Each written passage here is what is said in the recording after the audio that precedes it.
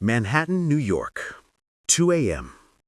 Camera flashes exploded like fireworks when Blake Harrison, Manhattan's startup golden boy, pressed his lips against those of a complete stranger in the middle of the Forbes magazine launch party. "What the heck?" shouted Harper Wells, pushing him so hard he nearly knocked over a table of caviar canapes. "Have you completely lost your mind?" Journalists swarmed like hungry vultures. Blake grabbed her arm, whispering desperately, "Please just pretend we're dating for 5 minutes. My ex is over there with that Wall Street jerk and I care because—" Harper crossed her arms, her green eyes sparkling with rage. She looked stunning, even when furious, in that red dress that hugged her curves perfectly and auburn hair escaping from an elegant updo. "Because I'll pay you $10,000. Harper stopped breathing for a second. $10,000 would cover 3 months' rent on her tiny Queens apartment, plus student loan payments that kept her awake at night. "Blake! Blake!" the reporter shouted. "Who's the mystery girl? Is this your new girlfriend?" "Darn, darn, darn," Blake muttered, running his hand through his disheveled blonde hair. At 29, he was the youngest CEO to appear on Forbes' cover. But right now, he looked like a 12-year-old who'd broken the neighbor's window. Harper looked around. There were at least 15 photographers, 3 TV cameras, and what appeared to be half of New York's business elite watching the drama unfold. Her freelance journalist mind quickly calculated. This story would be in every tabloid by morning. 15,000, she whispered back, a forced smile appearing on her lips for the cameras. "Deal. And I want it in writing. Pretty boy." Blake blinked, surprised by her cleverness. Most women he met at parties like this were spoiled heiresses or fame-seeking influencers. This girl had fire in her eyes and a Queen's accent that cut through all that Manhattan pretension. "Harper Wells, New York Tribune." She introduced herself to the reporters, extending her hand like a queen greeting subjects. "And yes, Blake and I are exploring a romantic connection." Cameras went wild. "How did you two meet?" shouted the blonde reporter from page 6.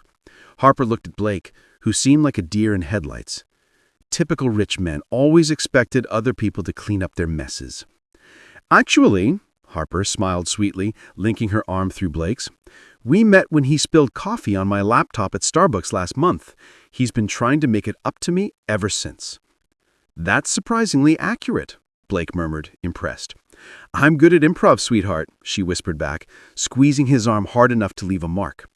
"Now smile like you're madly in love with me, because tomorrow morning this is going to be front-page news." And she was right. By 6 a.m., Kissgate was trending on Twitter with over 2 million TikTok views and wild speculation about the identity of the mysterious redhead who had captured the heart of New York's most eligible bachelor. Harper woke up to 47 missed calls, 238 text messages, and the terrible feeling that she just dove headfirst into the kind of mess that could ruin her journalism career forever. But $15,000 was $15,000, and secretly she could still taste his lips. Harper's phone buzzed for the 67th time as she stumbled into her favorite coffee shop in Astoria, wearing yesterday's wrinkled dress and sunglasses that couldn't hide her exhaustion. The barista Tony nearly dropped his espresso cup when he saw her. "Holy cannoli, Harper, you're all over the internet." Tony waved his phone excitedly. "Look, page 6 has you as their front story. Mystery woman steals heart of tech billionaire." "He's not a billionaire," Harper mumbled, ordering her usual triple shot. "And I didn't steal anything. Except maybe my dignity?" Meanwhile, across town, in his penthouse overlooking Central Park, Blake was having his own crisis. His assistant Jessica paced frantically around his marble kitchen island, laptop balanced in one arm while juggling 2 phones. "The Wall Street Journal wants an exclusive. TMG is offering 6 figures for Harper's contact info. Your mother has called 14 times from the Hamptons. And oh, wonderful, your ex Vanessa just posted a very passive-aggressive Instagram story about some people's desperate publicity stunts." Blake groaned, face planting into his granite countertop. "I'm never drinking champagne again." "Sir, with all due respect, you had 1 glass last night. This mess is pure panic, not alcohol." His phone rang. Unknown number. Blake hesitated, then answered. Blake Harrison's phone? This is... Listen up, golden boy. Harper's voice cut through his greeting like a sharp knife. We need to talk now. Your little stunt has turned my life into a 3-ring circus. My stunt? You're the one who improvised that coffee shop story because you kissed me without permission in front of half the media world. Meet me at Washington Square Park in 20 minutes. And Blake? Yeah. Bring the contract and a really good explanation. 23 minutes later, Blake found Harper sitting on a bench feeding pigeons with pieces of a bagel while aggressively scrolling through her phone. She'd changed into jeans and a Columbia University sweatshirt, her auburn hair pulled back in a messy ponytail. Somehow, she looked even more beautiful in daylight. You're late, she said without looking up. Traffic was? I don't care about traffic. I care about the fact that my editor just called me into his office because apparently dating sources is against Tribune policy, even fake dating. Blake sat down carefully, maintaining distance. Look, Harper, I know this got out of hand. Out of hand? She finally looked at him and he saw dark circles under her eyes. I've got photographers camped outside my apartment building. My landlord thinks I'm some kind of celebrity now and wants to raise my rent. My best friend Emma has fielded 27 interview requests, and my mother in Ohio saw us on the Today Show this morning and is convinced I'm secretly engaged. The Today Show covered us? Harper showed him her phone screen. There they were, frozen in that passionate kiss with the headline, New York's hottest new couple. This is actually not terrible publicity for my company, Blake said thoughtfully. Harper stared at him. Are you seriously thinking about business right now? I'm always thinking about business. It's why I'm successful, and it's probably why your ex left you for Wall Street guy? That hit harder than intended. Blake's jaw tightened. Vanessa left because she said I was emotionally unavailable and married to my work. Her words, not mine. Well, she wasn't wrong about the work-marriage part. They sat in uncomfortable silence watching a street performer juggle fire nearby. Finally, Blake pulled out a folded paper. Here's your contract. $15,000 for playing my girlfriend until this media frenzy dies down? Should be a week, maybe 2. Harper read it carefully. This is surprisingly thorough for something you wrote on cocktail napkins last night. I had my lawyer draft it this morning. Jessica found your address through the Tribune's staff directory? That's mildly terrifying and impressive. I prefer efficient. Harper looked at the contract, then at Blake, then at the contract again. $15,000 would solve so many problems. But something about his clinical approach bothered her. I have conditions, such as... First, no more surprise kisses. If we're doing this, we communicate everything. Agreed. Second, I get to write an exclusive behind-the-scenes piece about fake dating a CEO when this is over. Anonymous, of course, but it'll be great material. Blake considered this. As long as you don't make me look like a complete jerk, I'll only make you look like a partial jerk. Final condition. We do this my way. I grew up in Queens. I know how to handle media circus. Your trust fund boy approach clearly doesn't work. I didn't have a trust fund, Blake protested. I built my company from nothing. Sure, golden boy, and I'm secretly a Kennedy. Despite himself, Blake smiled. Harper had this way of cutting through his defenses that was both infuriating and refreshing. So, we have a deal? He asked, extending his hand. Harper shook it firmly. Deal. But Blake, yeah? Next time you need a fake girlfriend, maybe try asking before you kiss. It's called consent, and it's very trendy these days. As they walked away in opposite directions, neither noticed the photographer with the telephoto lens who captured their entire conversation from behind a hot dog cart.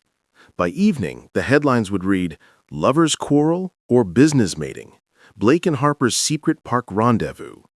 The game was just beginning. 3 days later, Harper stood in front of Blake's closet, which was roughly the size of her entire apartment, holding up 2 ties like she was defusing a bomb. Navy or charcoal? She asked, studying his reflection in the full-length mirror as he buttoned his crisp white shirt. Does it matter? It's just lunch with my business partners. Blake Harrison? We are about to walk into Millionaire, where there will be at least 6 photographers, 3 gossip columnists, and your ex-girlfriend's best friend sitting 2 tables away. Everything matters. Blake paused, impressed despite himself. How do you know Sarah will be there?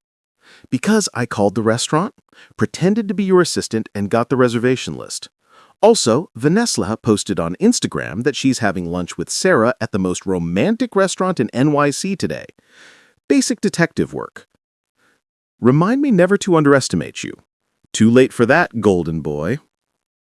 Harper had spent the last 3 days transforming herself into Blake Harrison's perfect girlfriend. Gone were her thrift store finds, replaced by a sleek black dress that Blake's stylist had delivered, along with shoes that cost more than Harper's monthly grocery budget. Her hair was professionally blown out, her makeup flawless, but something in her eyes suggested she was playing dress-up rather than being herself. "You look beautiful," Blake said quietly, and for a moment, his usual business facade cracked. "I look expensive. There's a difference." "Harper, save it. We have a performance to give." The ride to Millionaire in Blake's Tesla was tense. Harper scrolled through her phone, coaching him on their backstory while he drove through Manhattan traffic. "Remember we met at that Starbucks on 42nd Street. You spilled your coffee on my laptop, insisted on buying me a new one. We started talking about your company's environmental initiatives. I did my research, by the way, very impressive stuff, and you asked me to dinner." Why environmental initiatives? Because I'm supposedly a freelance journalist who covers sustainability. It explains why I'm smart enough to keep up with your conversations, but not rich enough to afford designer clothes. You are smart enough to keep up with my conversations. Harper glanced at him. Don't sound so surprised. I'm not. I'm just... Most people in my circle aren't. That's sad, Blake. It's efficient. No, it's sad. When's the last time someone challenged you, really challenged you, not just tried to impress you or get something from you? Blake was quiet for several blocks. Honestly, I can't remember. Well, buckle up, Buttercup. I challenge people for a living. Millionaire was a stage, and they were the main act. The moment they walked in, conversation stopped. Harper linked her arm through Blake's, leaning into him as they were seated at their table. To any observer, they looked like a couple, completely absorbed in each other. "The salmon is supposed to be incredible here," Harper said loudly enough for nearby tables to hear, then whispered, "Sarah's at your 2 o'clock. Don't look." "I wasn't going to look." "You were totally going to look. Men always look." Their business lunch was with Blake's mentor, Robert Chen, a seasoned venture capitalist who'd funded Blake's first startup. Robert arrived with his wife, Linda, who immediately zeroed in on Harper with the predatory interest of someone who collected social information like baseball cards. "So, Harper, Blake tells us you're a journalist." Linda smiled with shark-like precision. "How refreshing. Most of the girls Blake dates are in, what do you call it, influencer marketing." Harper caught Blake's slight wince. Vanessa had been an influencer. "I prefer storytelling to self-promotion," Harper replied smoothly. "Though I suppose we're all selling something, aren't we?" "How philosophical," Robert laughed. "Blake, I like this one. She's got spine." "She certainly does," Blake said, and when he looked at Harper, there was something genuine in his expression that made her stomach flutter unexpectedly. The lunch progressed beautifully. Harper charmed Robert with questions about his early investments, made Linda laugh with stories about disastrous interview experiences, and played the role of supportive girlfriend perfectly. She asked intelligent questions about Blake's business, touched his arm at appropriate moments, and generally gave an Oscar-worthy performance of a woman completely smitten. But it was during dessert that everything shifted. "Blake's been different lately," Robert observed. "Happier, more present. Usually during our meetings, I can see his mind running calculations. Today, he keeps looking at you like you might disappear." Harper felt Blake's hand find hers under the table. His thumb traced small circles on her palm, and she realized with a jolt that he might not be acting anymore. "She has that effect on people," Blake said quietly. Their eyes met across the table, and for a heartbeat, Harper forgot they were performing. The way he was looking at her, like she was something precious he'd stumbled upon accidentally. "Excuse me," a voice interrupted. Sarah, Vanessa's best friend, appeared beside their table with a smile that could cut glass. "Blake, what a surprise seeing you here." "Sarah," Blake's voice was carefully neutral. "How are you?" "Wonderful. Vanessa and I were just talking about how quickly you've moved on. It's been, 3 weeks since the breakup?" Harper felt Blake's hand tense in hers. This was the moment that would define their entire charade. "Actually," Harper stood up, keeping her voice honeyed sweet, "it's been 4 weeks and 2 days. Not that anyone's counting. But Blake and I have been friends for months before we started dating. Sometimes the best relationships grow from genuine connection rather than, whatever works for other people." Sarah's smile faltered. "Of course. How wonderful for you both." "It really is," Harper beamed, then leaned down to kiss Blake's cheek. "Sweetheart, didn't you say we have that appointment with the wedding planner this afternoon?" The lie was so outrageous, so perfectly calculated to send Sarah running back to Vanessa with explosive gossip, that Blake nearly choked on his wine. "Right," he managed, "the wedding planner." Sarah's eyes widened. "Wedding planner? Oh, we're not engaged yet." Harper waved dismissively. "But Blake's so thoughtful. He wants to scout venues early. He says, when you know, you know." After Sarah practically sprinted away, Robert and Linda were grinning like they just witnessed the best entertainment in years. "Remind me never to get on your bad side," Linda laughed. "Wedding planner," Blake whispered as they left the restaurant. "Trust me, by tonight, Vanessa will be losing her mind, wondering if you're about to propose to your rebound girlfriend. It's psychological warfare. You're terrifying. I'm effective. There's a difference." But as they walked to his car, Harper couldn't shake the feeling that somewhere between the hand-holding and the fake wedding planning, something real had started happening. And that terrified her more than any photographer or gossip columnist ever could, because falling for Blake Harrison wasn't part of their contract. The paparazzi photos from lunch would hit social media within hours. Blake gazing at Harper with unmistakable adoration. Harper's hand resting possessively on his chest. Both of them looking like two people completely, hopelessly in love, which was becoming less of an act and more of a problem every day. Harper's phone rang at 6:47 a.m. on a Saturday morning, jolting her awake in her Queens apartment. The caller ID made her stomach drop. Mom, Ohio. "Harper Elizabeth Wells, you have exactly 30 seconds to explain to me why I'm watching my daughter kiss a billionaire on Good Morning America while I'm eating one oatmeal." Harper groaned, pulling a pillow over her face. "He's not a billionaire, Mom, and good morning to you too." "Don't you good morning me, young lady. Martha Henderson called me at 6:30 this morning because she saw you on her grandson's TikTok." "TikTok, Harper? Since when are you on the TikToks?" "It's just TikTok, not the TikToks, and I'm not exactly on it voluntarily." "Is he treating you well? Because your father is already Googling his background. And let me tell you, we found some very interesting articles about his dating history." Harper sat up, suddenly alert. What kind of articles? The kind that suggests this young man has commitment issues. "Harper, sweetheart, I know you're independent and all that, but maybe you should slow down a bit. This is all happening very fast." If only she knew how fast, Harper thought miserably. "Mom, I promise I'm being careful." "Well, you better be. And Harper, your grandmother wants to know if he's Catholic." "Oh, for crying out loud. Language, Harper Elizabeth."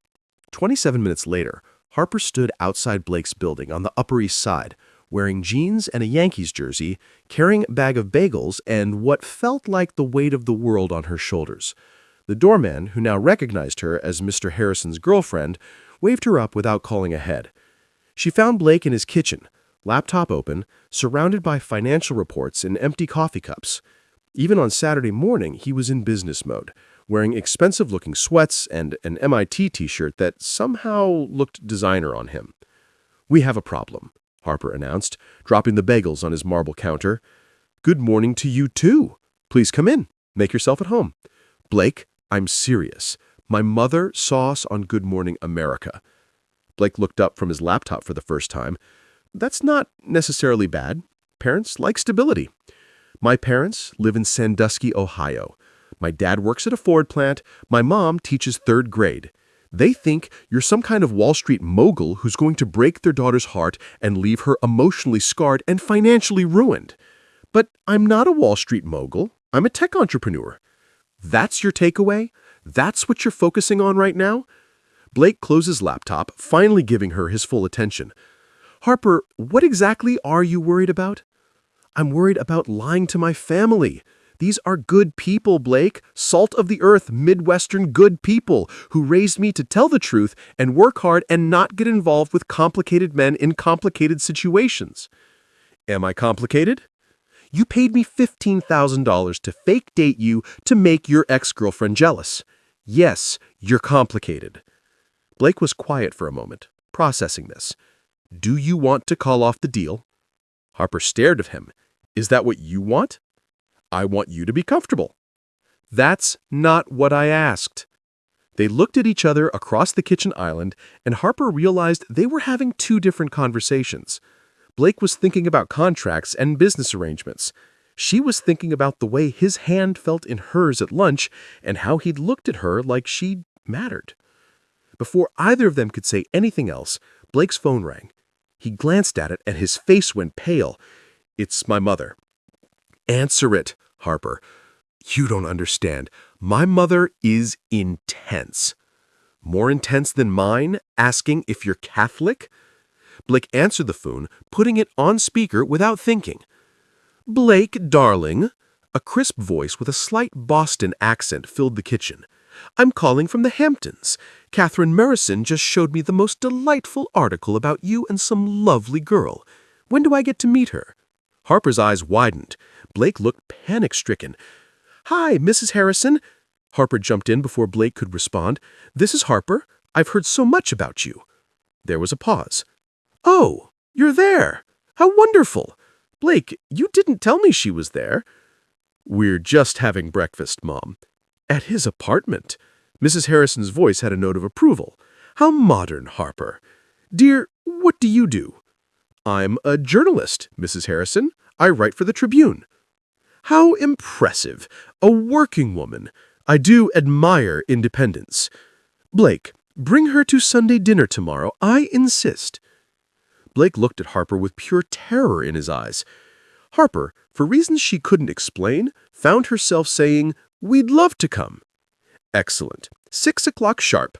Harper, I hope you like lobster." After his mother hung up, Blake stared at Harper like she'd just volunteered them for a suicide mission. "Do you have any idea what you just did?" "I said yes to dinner with your mother. How bad can it be?" Harper once made a Fortune 500 CEO cry during cocktail hour because she didn't like his table manners. Lucky for you, I have excellent table manners. Manners. This isn't a joke. My mother will see through our charade in about 30 seconds. She has a PhD in psychology and the social instincts of a shark. Harper sat down on one of his expensive bar stools, finally understanding the magnitude of their situation. "So, what do?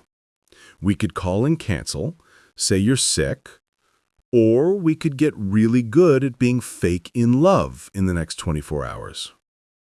Blake leaned against the counter, studying her face. "You're not backing down, are you?" "Nope. Are you?" "This is insane. This whole thing has been insane from the beginning."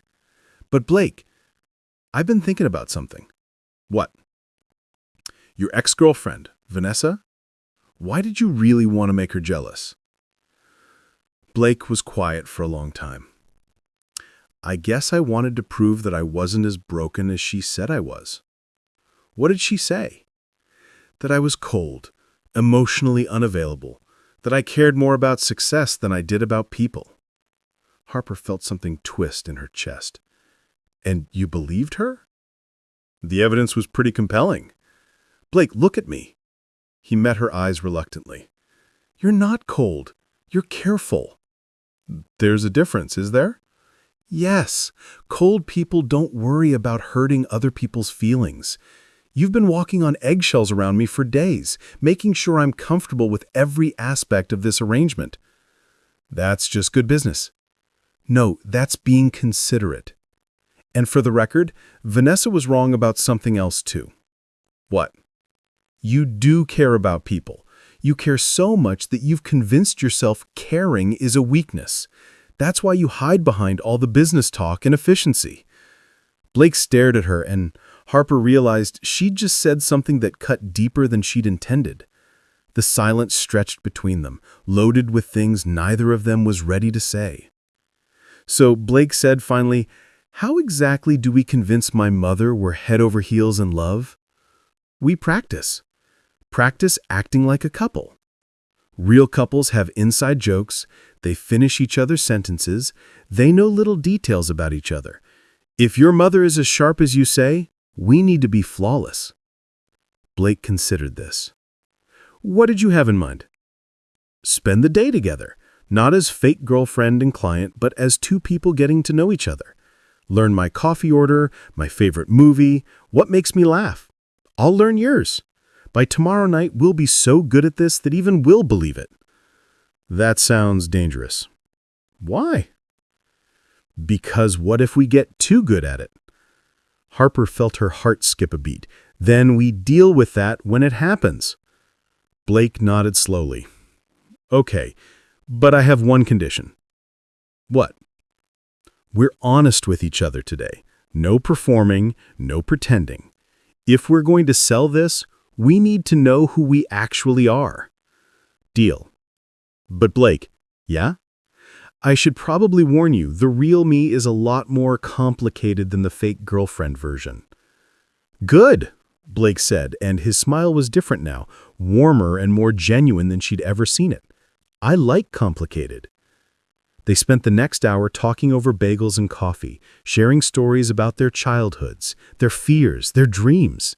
Harper told him about growing up in Ohio, about her parents' 30-year marriage, about the scholarship that brought her to Columbia and the student loans that kept her up at night. Blake told her about the pressure of being the only child of two successful academics, about building his first company in his dorm room, about the loneliness of success. By noon, they were walking through Central Park, and Harper realized with a shock that she was actually enjoying herself. Not the performance of enjoying herself, but genuinely having fun. Blake was funny when he let his guard down, and thoughtful in ways that surprised her. He noticed things. The way she tilted her head when she was thinking, how she bit her lip when she was nervous, the fact that she stopped to pet every dog they passed. "Tell me something nobody else knows about you," Harper said as they sat by the reservoir. Blake was quiet for a moment. "I used to want to be a teacher." "Really?" "Really. Before the business stuff took off, I thought I'd get my PhD in computer science, maybe teach at MIT or Stanford. I like explaining things, helping people understand concepts that seem impossible at first." What changed? Success, I guess. Once the money started coming in, it was hard to walk away. And my parents were so proud. They'd spent their whole lives in academia, watching their friends get rich in the private sector. When their son became successful, it validated something for them. Do you regret it sometimes? What about you? What don't I know? Harper hesitated.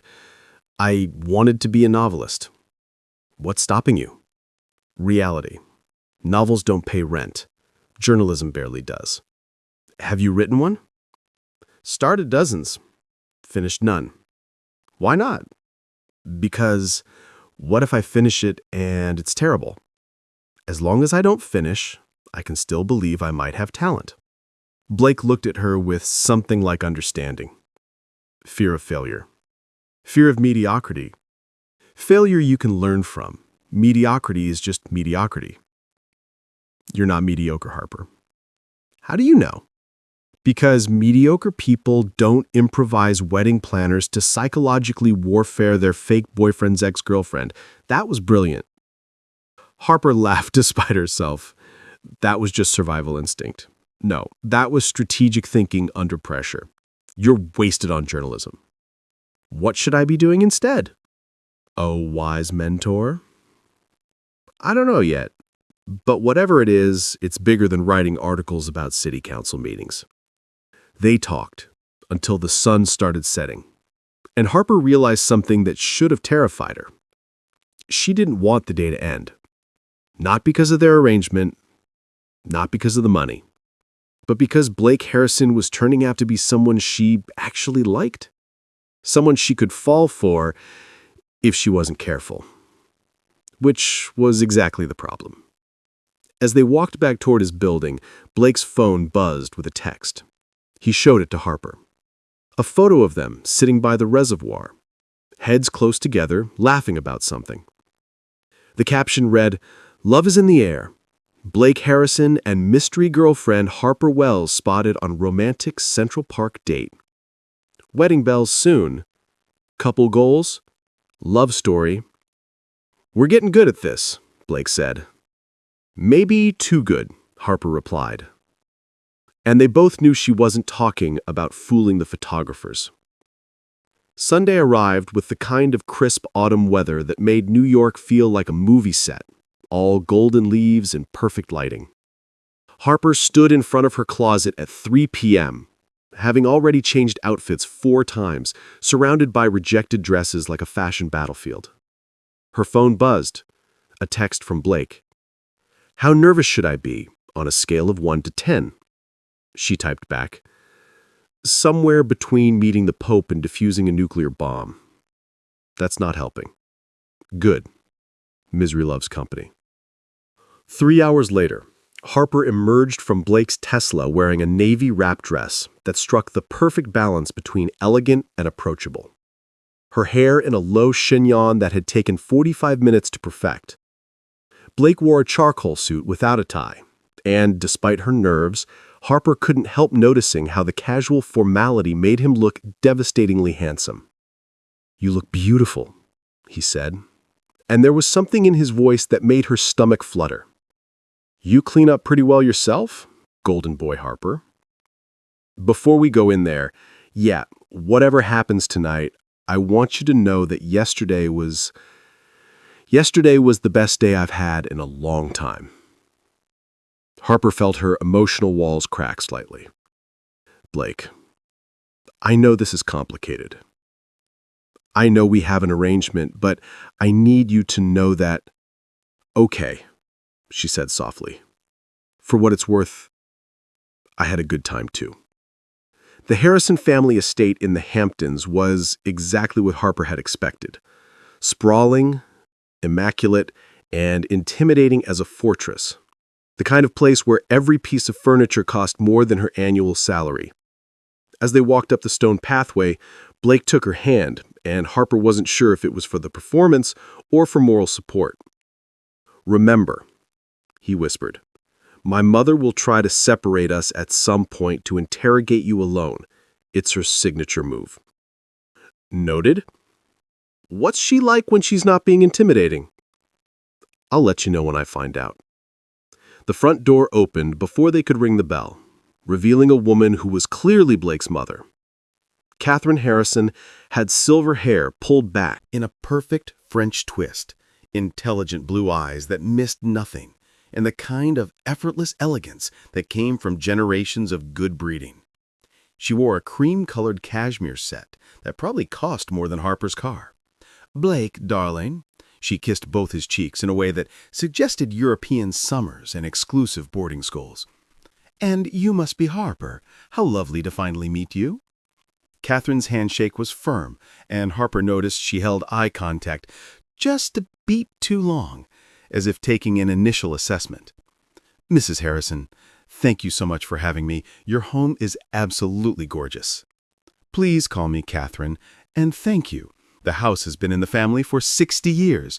Blake, your father is in his study, pretending to read, but actually Googling Harper's articles. I told him it was rude, but you know how he gets." Blake groaned. "Ugh, Mom." "What? I thought it was resourceful. Harper, I hope you don't mind. Charles gets curious about anyone important to Blake." The word important hung in the air like a test question. Harper squeezed Blake's hand. "I don't mind at all. Though I should warn you, my early pieces about the subway system renovation were pretty dry reading." "Oh, we've moved beyond those. Charles found your investigative piece about the affordable housing scandal quite compelling. Very thorough research." Harper blinked, surprised. "You actually read my work?" "Of course, dear. If you're important to my son, you're important to me." Blake looked as shocked as Harper felt. His mother had never shown interest in any of his previous girlfriends' careers. They were led into a living room that belonged in Architectural Digest, all cream furniture and carefully placed antiques. Blake's father, Charles Harrison, rose from a leather armchair with the same tall, lean build as his son, but with silver hair and wire-rimmed glasses that gave him a distinguished professor appearance. "Harper, wonderful to meet you." His handshake was warmer than his wife's, and his smile reached his eyes. "I have to say, your piece on the Hudson River Cleanup Initiative was excellent journalism. You have a real talent for making complex environmental issues accessible."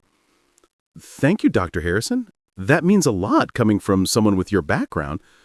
Blake shot her a questioning look. Harper had done her homework, too. "Please call me Charles.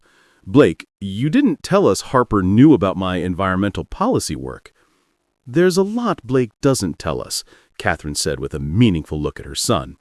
"Which is why I'm so delighted to finally meet someone who's clearly captured his attention so completely."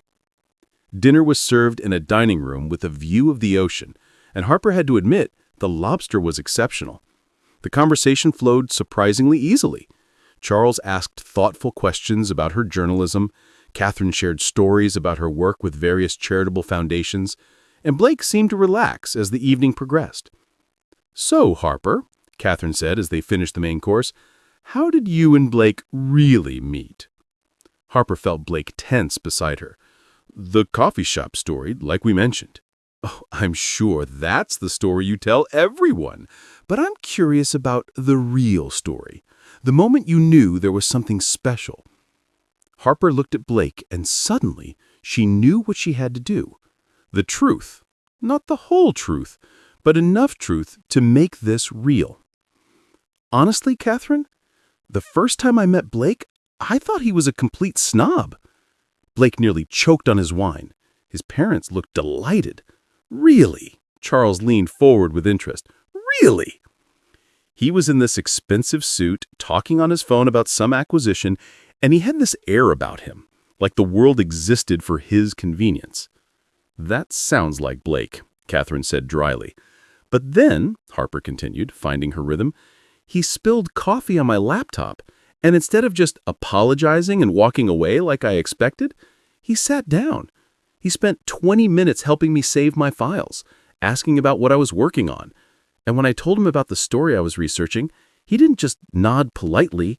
He asked real questions, smart questions, questions that actually made my article better."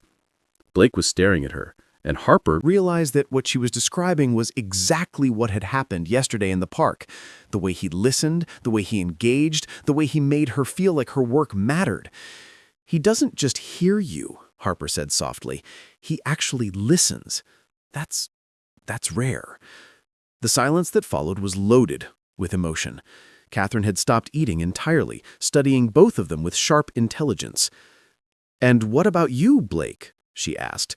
"What was your first impression of Harper?" Blake looked at Harper for a long moment before answering. "I thought she was going to murder me." Everyone laughed, but then she started talking, and I realized I'd never met anyone who was so unafraid.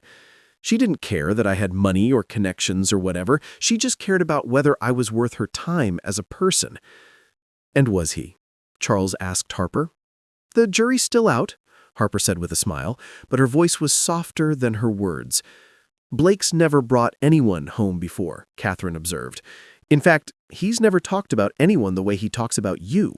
Mom, Blake warned. What? It's true. You called me 3 times last week just to tell me stories about things Harper said. You never call me 3 times in a month. Harper looked at Blake with surprise. He'd been talking to his mother about her. You should see him at work, Harper said, deflecting. He's like a different person, all confidence and strategy. It's actually pretty impressive. You've been to his office? Catherine asked. Warning bells went off in Harper's head. They'd never established this part of the story. A few times, she said carefully. I find the tech world fascinating. Harper's thinking about writing a feature about startup culture. Blake jumped in smoothly. She's been shadowing me for research. Nice save, Harper thought. How wonderful, Catherine said. And what's your take on my son's work life, Harper? Is he as much of a workaholic as I suspect? This was dangerous territory. Harper could feel Catherine probing, looking for inconsistencies. He works hard, Harper said honestly, but I think he's afraid of slowing down. Afraid of what? Harper glanced at Blake, who nodded almost imperceptibly. Afraid that if he stops moving, stops achieving, people might realize he's just human, that maybe his worth isn't tied to his success. The silence that followed was profound. Catherine and Charles exchanged a look that suggested years of parental concern. And what do you think about that? Catherine asked gently. I think, Harper said looking directly at Blake, that the people who matter don't love you because of what you achieve. They love you because of who you are, when nobody's watching, when you're just yourself. Blake's eyes were intense, and Harper realized she just said something that cut to the heart of who he really was. Well, Catherine said finally, I can see why Blake is smitten. After dinner, Catherine insisted on showing Harper the garden, while Blake helped his father with something in the study. Harper knew this was the interrogation Blake had warned her about, but surprisingly, she wasn't nervous anymore. Harper, can I speak frankly? Catherine asked, as they walked among perfectly manicured rose bushes. Please. Blake has dated many women over the years. Beautiful women, accomplished women, women who looked perfect on paper. But I've never seen him look at anyone the way he looks at you. Harper's heart skipped. How does he look at me? Like you're a miracle he's afraid he doesn't deserve. Catherine, I know my son, Harper. He's brilliant, he's successful, he's handsome, but he's also convinced himself that those are the only things that make him lovable. You look at him like none of that matters. It doesn't. I know. That's why he's falling in love with you. Harper stopped walking. It's still early. My dear, I have 3 degrees in psychology and 40 years of marriage. Blake is in love with you. The question is, how do you feel about him? Harper stared at the ocean, visible through the trees, and felt her carefully constructed defenses crumble completely. I'm terrified, she admitted. Of what? Of how much I care about him. This wasn't supposed to happen. We're from completely different worlds. I eat ramen for dinner 3 nights a week. And he probably spends more on lunch than I make in a month. Do you think that matters to him? It might not matter now, but what about later? What happens when the novelty wears off and he realizes I don't fit in his world? Catherine was quiet for a moment. Can I tell you something about Blake's father? Harper nodded. When I met Charles, I was a graduate student living on scholarship money and instant coffee. He was already a professor, published, established. Everyone said we were from different worlds too. What happened? We built a new world together. That's what love does, Harper. It doesn't force you to fit into someone else's life. It creates space for something neither of you had before. They walked in comfortable silence for a few minutes before Catherine spoke again. Blake needs someone who challenges him, someone who sees him as more than his achievements. You do that. How do you know? Because in the 3 hours you've been here, I've seen my son laugh more than he has in the past year. Because when you talk, he stops thinking about business and starts thinking about you. And because when you described how you meant, you didn't talk about his money or his success. You talked about his character. Harper felt tears threatening. Catherine, I need to tell you something. What, dear? I'm not. We're not. This is complicated. Catherine smiled. Harper, I've been married for 37 years. Everything worth having is complicated. When they returned to the house, they found Blake and his father on the terrace, deep in conversation about environmental policy and corporate responsibility. Blake looked up as they approached, and his face lit up in a way that made Harper's chest tight. How was the garden tour? Enlightening, Catherine said with a meaningful look at Harper. As they prepared to leave, Catherine hugged Harper warmly. I hope we'll see you again soon, dear. You're welcome here anytime. Thank you for everything, Blake. Catherine turned to her son. Don't mess this up, Mom. I'm serious. This one's special. The drive back to Manhattan was quiet. Blake seemed lost in thought, and Harper was processing everything Catherine had said. The comfortable silence felt different now, loaded with unspoken feelings and possibilities. Your parents are wonderful, Harper said finally. They liked you a lot. My mother never shows anyone the garden on the first visit. She's very perceptive. What did she say to you out there? Harper hesitated. She said, you're falling in love with me. Blake's hands tightened on the steering wheel. And what did you say? I said it was complicated. Is it complicated? Harper looked at his profile in the dim light from the dashboard. Strong jaw, slightly crooked nose from a childhood soccer injury he'd told her about. Eyes focused on the road ahead. When had she started memorizing the details of his face? Blake, we need to talk. That sounds ominous. This whole fake dating thing, it's not fake anymore, is it? Blake was quiet for so long that Harper thought he wasn't going to answer. Then he pulled over at a scenic overlook and turned off the engine. No, he said finally. It's not fake anymore. So what do we do now? I don't know. I've never been in this situation before. What situation? Actually falling for someone I'm paying to pretend to love me. Harper laughed despite herself. When you put it like that, it sounds completely insane.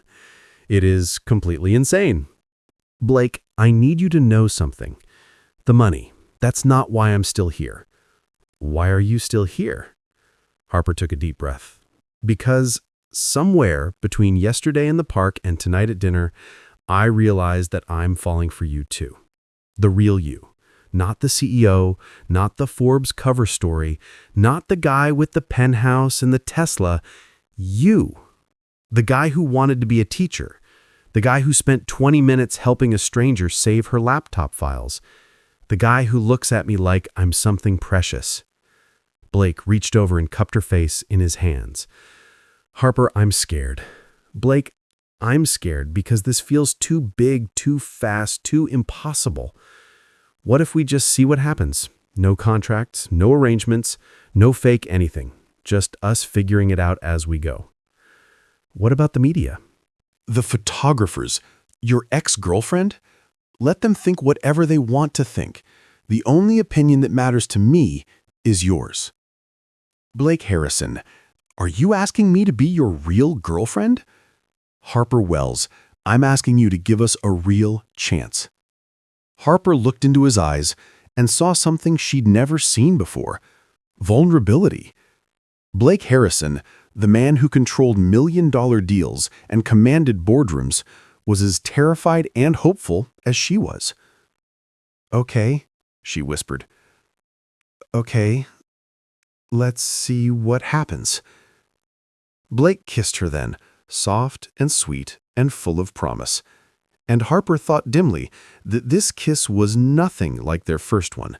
This one wasn't for the cameras or the gossip columns or anyone else. This one was just for them.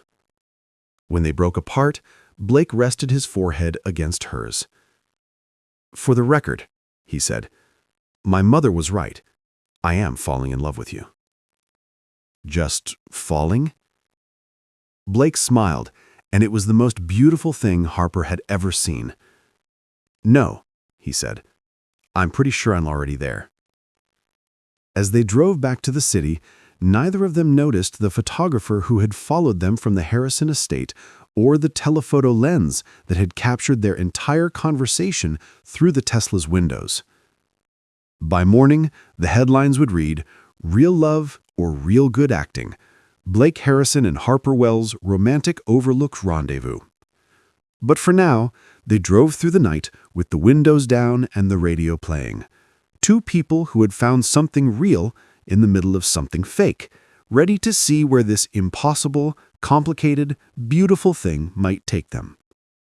The stakes had never been higher, and Harper had never been more terrified. She also had never been happier. 3 weeks later, Harper woke up in Blake's penthouse to the sound of her phone vibrating like an angry bee against the marble nightstand. The early morning light streaming through the floor-to-ceiling windows told her it was barely 6 a.m., but the urgency of the buzzing suggested something was very, very wrong. She rolled over to find Blake's side of the bed empty, though she could smell coffee brewing in the kitchen. They'd fallen into an easy routine since that night at the Overlook. She'd kept her queen's apartment for appearances and practicality, but most nights found her here in his space that was slowly becoming their space. Her books were scattered on his coffee table, her favorite coffee mug sat in his cabinet, and her hair ties had mysteriously appeared in every room. The phone buzzed again, then again. Harper grabbed it with growing dread, squinting at the screen without her contacts. 15 missed calls from her editor Gary, 23 from her best friend Emma, 47 text messages from numbers she didn't recognize, and one email marked "Urgent, call me now" from Gary. With a sick feeling in her stomach, Harper scrolled to the first text message from Emma. "Harper, please tell me you're seeing this. Call me now." She stumbled out of bed wearing one of Blake's MIT t-shirts that fell to her knees and padded barefoot toward the kitchen where she could hear Blake talking to someone, probably Jessica, his assistant, who seemed to work around the clock. "Blake," she called, but stopped short when she saw his face. He was standing at the kitchen island, laptop open, phone pressed to his ear, and his expression was the kind of grim that suggested someone had died. When he saw Harper, he quickly ended his call. "How bad is it?" Harper asked, though she wasn't sure she wanted to know. Blake turned the laptop toward her, and Harper's blood turned to ice water. The headline on page 6 read, "The Greatest Love Story Never Told. Inside Blake Harrison's $15,000 fake romance scandal." Inside was a crystal-clear photo of Blake sliding a contract across the table to Harper at Washington Square Park, taken with a telephoto lens that captured every detail, including Harper's signature at the bottom. "Oh my God," Harper whispered, sinking onto one of the bar stools. "It gets worse," Blake said quietly, scrolling down.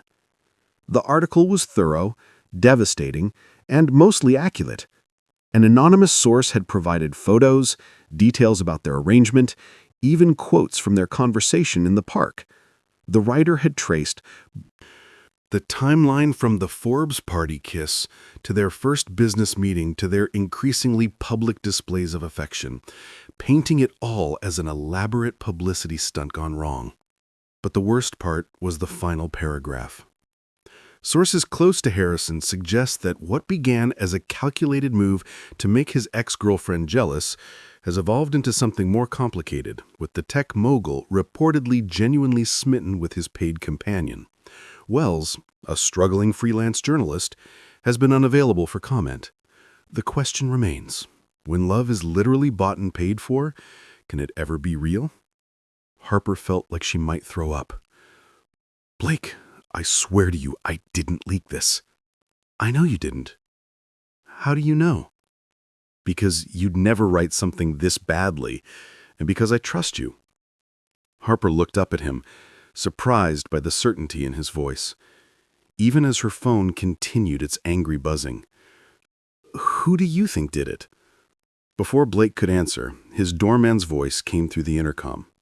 "Mr. Harrison, there are approximately 30 reporters in the lobby and more gathering outside. Should I—" Don't let anyone up, Marcus. Thank you. Blake ran both hands through his hair, and Harper noticed he was already dressed in a suit despite the early hour. I have to go into damage control mode, he said. My board is having an emergency meeting in 2 hours. This kind of scandal, it could affect our upcoming IPO, investor confidence, everything. Blake, I'm so sorry. This is all my fault. No, it's not. I kissed you, remember? I started this whole mess. Harper's phone rang again. This time it was Gary, her editor. I should take this, she said reluctantly. Harper? Gary's voice was loud enough for Blake to hear. Where the hell are you? I've got reporters calling me asking if the Tribune knew about your arrangement with Harrison. Did you declare this relationship when you pitched that startup culture story? Because if you didn't... Gary, I can explain. Explain? Harper, you took money to fake date someone and then wrote about startup culture for us while allegedly sleeping with his CEO. Do you have any idea how this looks for the paper? I never wrote about Blake specifically. That's not the point. The point is journalistic integrity. The point is that I have to decide whether to fire you before the Tribune gets dragged into this mess or after. Harper felt tears threatening. Gary, please, give me a chance to fix this. Fix this? Harper, this isn't a typo or a missed deadline. This is a career-ending scandal. I'm sorry, but I have to protect the paper. Your press credentials are suspended pending a full investigation. The line went dead. Blake had been listening to the entire conversation. Harper, I'm sorry. I'll call him. Explain that you were just what? Taking money to lie. Because that's exactly what I was doing. That's not how it ended up. It doesn't matter how it ended up, Blake. It matters how it started. And it started with me agreeing to deceive people for money. Harper's phone buzzed with a text from her mother. Harper Elizabeth, your father and I are watching the news. Please call us immediately. Another text, this time from her college journalism professor. Very disappointed to see your name in this context. We expected better. And another from her younger brother in Ohio. Sis, are you okay? The story's everywhere, even made local news here. I need to go home, Harper said suddenly. Harper, wait. We can figure this out together. No, Blake. You need to figure out how to save your company. I need to figure out how to save my career. Those are two different problems. They don't have to be. Yes, they do. Don't you see? This is exactly what everyone's going to say. That I was just using you, that our relationship was never real, that I'm some kind of gold digger who got in over her head. But we know that's not true. Do we, Blake? Be honest. If you hadn't paid me that first night, would you have ever asked me out? If we'd met at a coffee shop like normal people, would Blake Harrison have given Harper Wells from Queens a second glance? Blake was quiet for a long moment, and Harper knew she'd hit on something he'd been thinking about too. I don't know, he said finally, but I know that what we have now is real. Is it? Or is it just Stockholm Syndrome with better thread count? Before Blake could respond, Harper's phone rang again. This time, it was Emma. I have to take this, Harper said, walking toward the bedroom.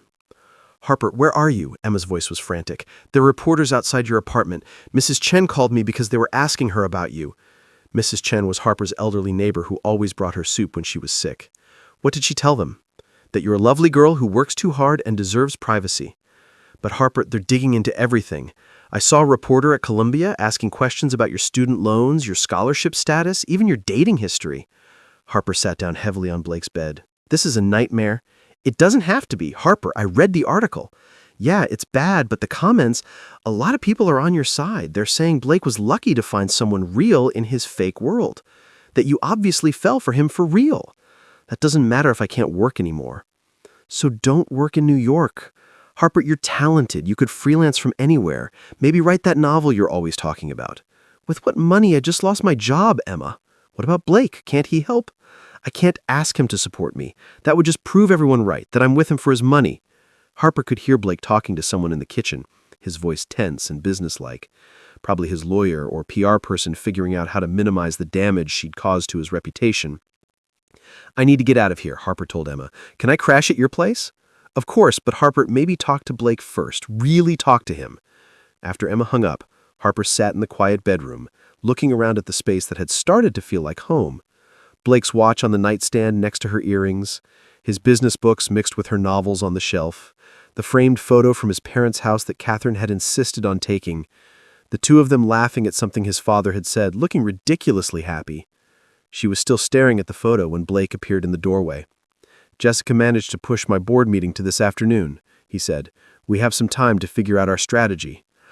"Our strategy for dealing with this together?" Harper turned to face him. "Blake, there is no our strategy. There's your strategy for saving your business and my strategy for salvaging what's left of my career, and those strategies probably don't align." "What are you saying?" "I'm saying maybe we should stop pretending this can work." Blake looked like she'd slapped him. "You want to break up?" "I want to be realistic. Look at this objectively, Blake. We're from completely different worlds. This scandal proves that. I'm a liability to you now." "That's not true, isn't it? Your board is having emergency meetings because of me. Your IPO could be affected because of me. Your reputation." "I don't care about my reputation. You should. It's your livelihood." "Harper, you're my... What? You're what, Blake? Your girlfriend you paid $15,000 to acquire? Your charity case from Queens who got in over her head? Your midlife crisis? You're the woman I'm in love with." The words hung in the air between them, raw and honest, and terrifying. Harper felt her carefully constructed arguments crumble. "Blake, I know this is complicated. I know the timing is awful and the circumstances are insane, but..." "Harper, I need you to know that what I feel for you has nothing to do with any contract or arrangement. It has to do with the way you challenge me and make me laugh and see the world differently. It has to do with the fact that you're the first person in years who's made me want to be better, not just more successful." Harper felt tears spilling over. "But what if it's not enough? What if love isn't enough to overcome all this?" "Then we'll figure it out together. Blake, your whole world is watching. The media, your investors, your competitors. Everyone's going to be looking for signs that this relationship is fake, that I'm using you, that you're making poor business decisions because you're thinking with your heart instead of your head. Let them look." "You say that now, but what about when it affects your company?" What about when investors start pulling out because they think you're distracted or compromised? Blake was quiet for a long moment, and Harper could see him processing the weight of what she was saying. "Are you asking me to choose between you and my company? I'm asking you to be realistic about what this relationship costs you. And what about what it gives me?" Before Harper could answer, Blake's phone rang. He glanced at it and grimaced. "It's my head of PR. I have to take this." While Blake talked to his PR team, Harper packed her things into the overnight bag she'd brought 3 weeks ago and never taken home. It felt symbolic somehow, fitting her entire presence in Blake's life into one small bag. She was zipping it closed when Blake returned. "They want me to do a press conference," he said, "address the scandal head on." "What are you going to say?" "The truth." "Which is what, exactly?" Blake sat down on the bed next to her. "That yes, our relationship started as an arrangement. That yes, I paid you to pretend to be my girlfriend. But that what we have now is real. And I don't care who knows it." Harper felt her heart breaking and soaring at the same time. "Blake, you can't do that." "Why not?" "Because it'll ruin you. Your investors, your board, the business world, they'll see you as someone who makes emotional decisions over logical ones. It'll follow you forever." "Then what do you suggest?" Harper took a shaky breath. "Tell them it was all fake. All of it. That you hired me for publicity and it got out of hand. That you're ending the arrangement immediately and focusing on your business. And throw you under the bus? Better one of us than both of us. Harper, I'm not going to destroy your reputation to save mine. My reputation is already destroyed, Blake, but yours doesn't have to be." They sat in silence, both understanding the impossible position they were in. Outside, Harper could hear the distant sound of cameras clicking and reporters calling Blake's name. "There's another option," Blake said, finally. "What?" "We could leave. Both of us. Just Disappear for a while. Let the media frenzy die down. I have enough money that we could go anywhere. Do anything." Harper looked at him, this man who was offering to abandon everything he'd built for her. "Blake, you can't run away from your life." "Why not? It's my life." "Because running away isn't who you are. You're a fighter.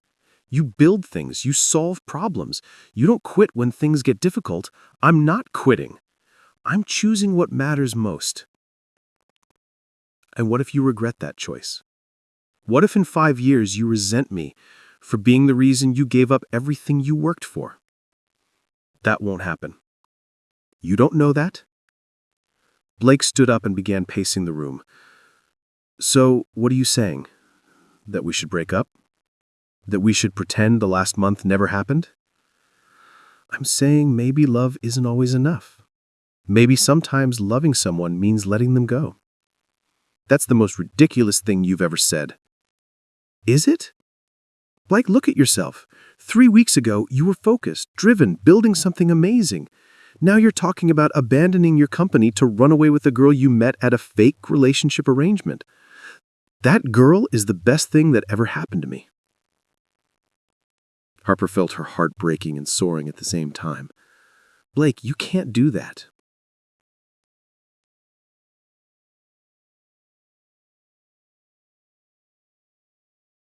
Your life? And what about your life? Harper picked up her bag. I'll figure it out. I always do. She headed for the door, but Blake caught her arm. Harper, wait. What if we could find a way to make this work? What if we could prove to everyone that what we have is real? How? I don't know yet, but give me time to think. Give us time. Harper looked into his eyes and saw desperation and hope and love all mixed together. It would be so easy to say yes, to stay and fight and damn the consequences. Instead, she kissed him softly. I love you, Blake. That's why I'm leaving. That makes no sense. It makes perfect sense. And someday, when you're running your company and changing the world like you're supposed to, you'll understand. Harper walked to the elevator, her heart breaking with every step. Blake followed her. This isn't over, he said as the elevator doors opened. Yes, it is, Harper. I'm serious. I'm going to figure this out. Blake, please let me go. Let us both move on. The elevator doors closed between them, and Harper saw Blake's reflection in the polished metal, looking lost and determined at the same time. As the elevator descended, Harper's phone buzzed one final time. A text from Blake. I love you too, and I'm not giving up. Harper deleted the message without responding, but she didn't delete the photo from his parents' house. Even as she walked out of his building, past the reporters who shouted her name and the photographers who captured her tear-stained face, she kept that photo. Because sometimes, even when love isn't enough to overcome the obstacles, it's still worth remembering that it existed. 6 months later, Harper sat in her favorite coffee shop in Portland, Oregon, typing on a laptop that wasn't held together with duct tape, one of the few luxuries she'd allowed herself from the advance on her book deal. Fake It Till You Make It, a love story, would be published in the fall, and early reviews were calling it an honest, funny, and heartbreaking look at modern love in the age of social media. She'd changed names, altered details, and written it as fiction, but anyone who'd followed the Blake Harrison scandal would recognize the story. Her editor called it a roman éclat with real heart. Harper called it expensive therapy. The coffee shop's TV was tuned to CNBC, volume low, but Harper glanced up when she heard a familiar name. Blake's company had just announced their IPO, the most successful tech offering of the year. He was standing behind a podium at the New York Stock Exchange, ringing the opening bell, looking handsome and successful and completely composed. Harper felt a familiar ache in her chest. She'd kept track of him through business news and carefully avoided any personal coverage, but she knew from Emma that he'd handled the scandal beautifully. He'd given a press conference where he took full responsibility for the arrangement, spoke eloquently about the nature of public relationships in the social media age, and somehow emerged looking more human and relatable rather than damaged. His company's stock had initially dipped but recovered within weeks, and investor confidence was higher than ever. Blake Harrison, it seemed, had turned a potential disaster into a business triumph. Harper was happy for him. Really. The fact that she cried herself to sleep some nights and had moved across the country to avoid seeing reminders of him everywhere was just growing pains. Her phone buzzed. A text from Emma. "Did you see the news? Blake's IPO is huge. Also, totally unrelated, there's something weird happening at your old apartment building." Harper frowned and typed back, "Weird how?" "Like deliveries, flowers, packages, stuff addressed to you even though you don't live there anymore. Mrs. Chen is confused." Before Harper could respond, a shadow fell across her table. She looked up to find a delivery person holding an enormous bouquet of sunflowers, her favorite flower, though she'd only mentioned that once, months ago in passing. "Harper Wells?" the delivery person asked. "That's me, but I think you have the wrong address." "Nope. Bright person, these are for you." Harper accepted the flowers with growing confusion. The card attached was simple. "Congratulations on the Book deal. I always knew you'd finish one. B." Her heart stopped. Before she could process this fully, another delivery person appeared, this time with a box from Powell's Books, Portland's most famous bookstore. Inside were first edition copies of every novel Harper had mentioned and loving, each with a personal inscription from Blake. "To Kill a Mockingbird, for someone who has more integrity than Atticus Finch. Pride and Prejudice, you were right about first impressions. The Great Gatsby, some dreams are worth chasing across the country." Harper's hands were shaking as she opened the final package. It was a laptop bag, expensive, elegant, professional, the kind a successful author might carry. Inside was a note. "Harper, I know you hate grand gestures, but I never was good at following your advice. I've spent 6 months trying to forget you and figure out how to live without you. I've been spectacularly unsuccessful at both. I know you moved to Portland for a fresh start, and I respect that. But I also know that some things are worth fighting for, even when the odds are terrible and the timing is wrong and everyone thinks you're crazy. I'm in Portland. I have a proposal for you. Not that kind of proposal yet, but a business proposal. A real one, with contracts and everything, because apparently that's how we do romance. Meet me at Powell's Books, Rare Book Room at 7 p.m. tonight if you're willing to hear me out. If you don't come, I'll understand. I'll leave you alone and wish you nothing but happiness. But I hope you come because I've learned something in the last 6 months.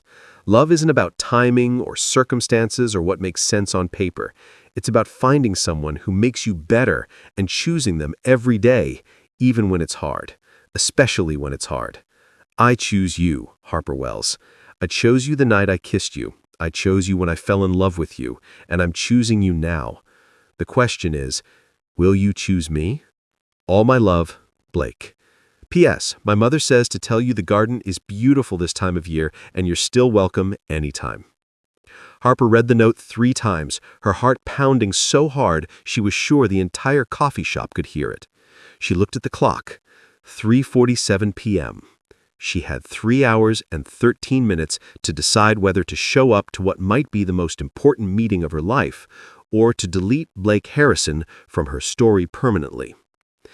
Outside the coffee shop window, it started to rain, the kind of gentle Pacific Northwest drizzle that made everything look soft and romantic and full of possibility. Harper gathered up her flowers, her books, and her courage, and headed home to figure out what to wear to potentially get her heart broken or repaired. Some stories, she realized, don't end when you think they do. Sometimes they just pause, waiting for the right moment to begin again. 7 p.m., Powell's Books, Rare Book Room. Harper found Blake standing in front of a display of first edition love stories, wearing jeans and a simple blue sweater instead of his usual suit. He looked nervous, which was somehow both endearing and terrifying. "You came," he said, turning when he heard her footsteps. "I came, though I'm not sure why." "Because you're curious. It's your best and worst quality." Harper couldn't help smiling. "What's this business proposal, Blake?" Blake pulled out a folder, because of course he had a folder. "I want to start a foundation for journalism education specifically for students from working-class backgrounds who want to go into investigative reporting. I want to fund scholarships, internships, mentorship programs." Harper blinked. "That's actually a really good idea. I want you to run it." "What?" "I want you to be the director.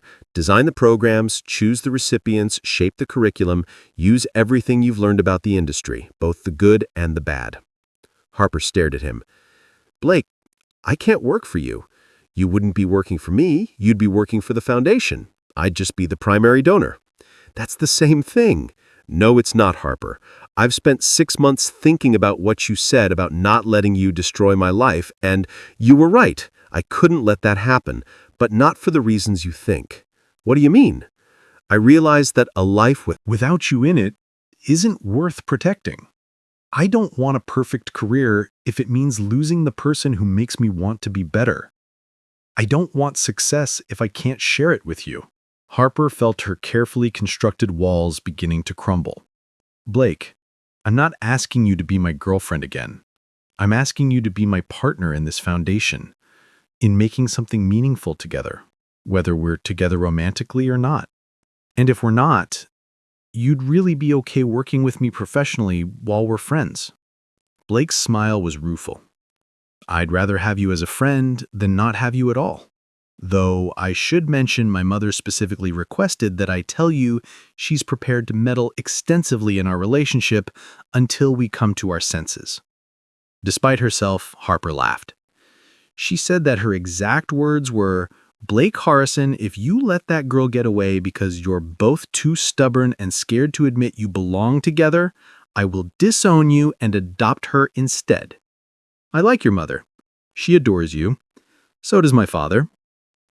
They've asked about you approximately once a week for 6 months." Harper looked around the rare book room surrounded by love stories that had stood the test of time. "Blake, what if this doesn't work? What if we try again and it falls apart? Then we'll deal with it like adults." "But Harper, what if it does work? What if we're actually good together when we're not being watched by half the media world? Are we not being watched now?" Blake gestured around the quiet bookstore. "Do you see any photographers? How did you know I'd be here in Portland? I mean, Emma might have mentioned it after I may have asked her to keep me updated on your general well-being approximately once a week for 6 months. Blake Harrison, have you been stalking me? I prefer maintaining a respectful distance while ensuring your happiness and success. It's less creepy when you put it that way." Harper shook her head, but she was smiling. "You're impossible." "I'm persistent. There's a difference." They stood there looking at each other, 6 months of separation and hurt and longing hanging between them. "The foundation is a good idea," Harper said finally. "Does that mean you'll consider it?" "It means I'll think about it." "What would help you decide?" Harper considered this. "Dinner. Somewhere quiet where we can talk about what we've both learned in the last 6 months. No contracts, no arrangements, no expectations. Just 2 people figuring out if they can be friends again. And if we can be friends again, then maybe we can figure out if we can be something more." Blake's smile was radiant. "Harper Wells, would you like to have dinner with me? As friends, with the possibility of more, but no pressure either way. Blake Harrison? I thought you'd never ask." As they left Pal's books together, walking into the gentle Portland rain, Harper realized that some love stories don't end with a kiss or a wedding or a declaration.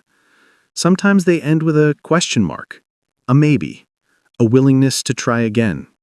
Sometimes the best endings are actually new beginnings.